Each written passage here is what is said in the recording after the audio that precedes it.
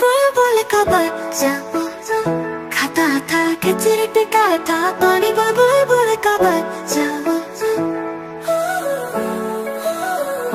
गाता था गाने मेरे सरहाने। बुलबुल का बच्चा एक दिन अकेला बैठा हुआ